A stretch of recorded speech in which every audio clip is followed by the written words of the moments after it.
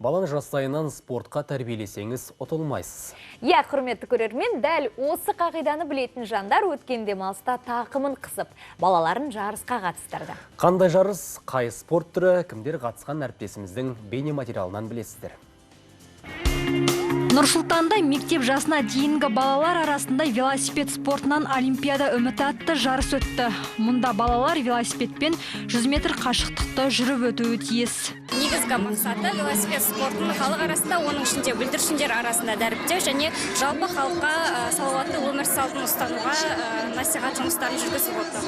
Осы жылдан бастап орталық 16 жастан бастап велосипед спортынан олимпиадалық деңгейде дайындалатын секциялардың жұмыстарына жақсы көңіл бөлуге тырысып жатыр. Сайыс осымен 3-ші рет ұйымдастырылып отыр және биыл турнирге қатысуға 250 бала іріктелді.